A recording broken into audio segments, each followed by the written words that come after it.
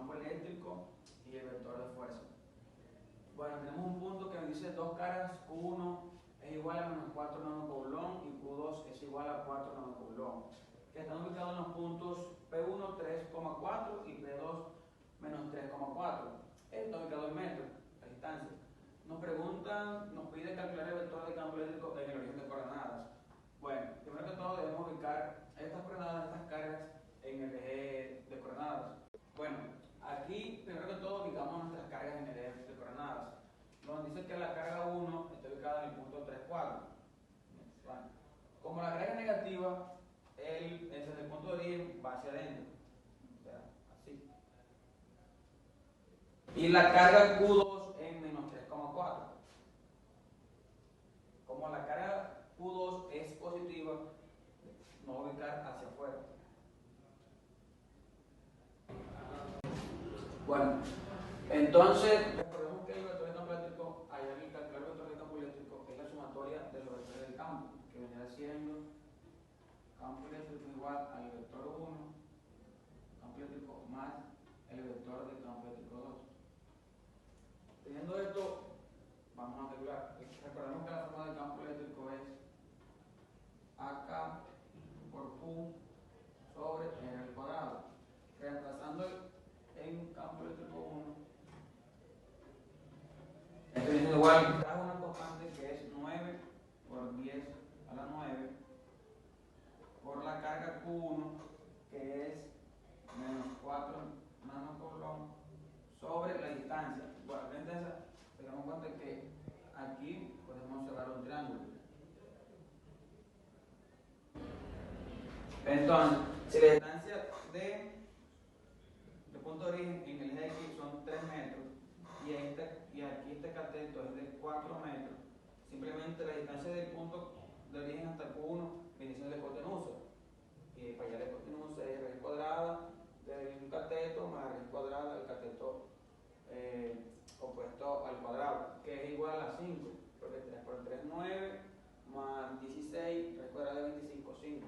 Entonces, sobre 5 metros al cuadrado, que esto viene siendo 1.44 por 10, no sé.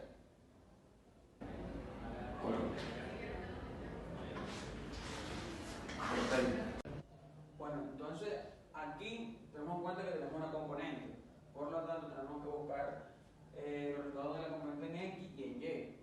Entonces hacemos una descomposición vectorial, donde dice que 1x es igual al campo eléctrico 1 por la expresión del ángulo y 1y es el campo eléctrico 1 por la expresión del ángulo.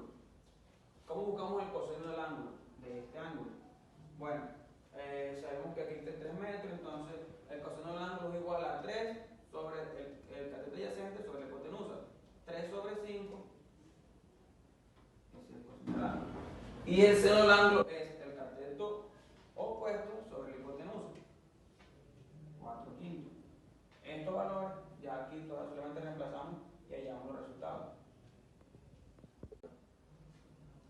Bueno, una vez reemplazando los valores, entonces en el eje X es 0,86 positivo, o sea que en el eje X es I, y en el eje Y es positivo J. No, eso es nanocoulomb. Ahora hacemos lo mismo, pero vamos a calcular el campo eléctrico en la carga 2.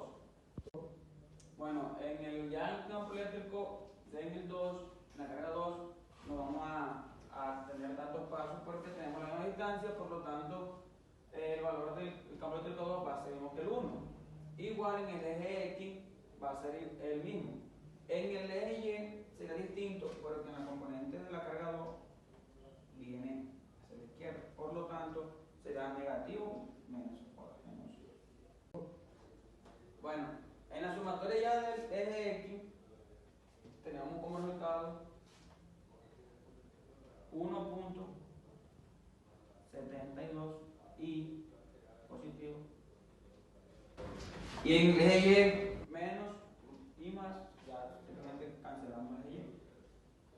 Este será nuestro campo eléctrico. Y al ubicarlo en el eje de la coordenada, campo positivo, desde el punto de origen hacia la derecha. Y allá tenemos el campo eléctrico del vector. tenemos otro ejercicio que nos puede calcular el vector fuerza que ejerce dicha carga sobre Q3, que es 3 microcoulomb en el de coordenadas. Para hallar la fuerza tenemos en cuenta la fórmula que es K por Q1 por Q2 sobre R cuadrado. Y nos pide el vector de fuerza, lo que es igual al vector igual a la sumatoria de dicha fuerza. Pero esto no será necesario hacerlo, porque ya tenemos lo que es el campo eléctrico que viene siendo este. Lo que viene siendo que la fuerza es igual, el vector de fuerza, al campo eléctrico por dicha carga. Bueno, ya simplemente queda reemplazar la fórmula que es igual a 1,72 nanocoulomb por 3 microcoulomb, que es igual a 5,16 newton. Y ahí tendríamos la fuerza.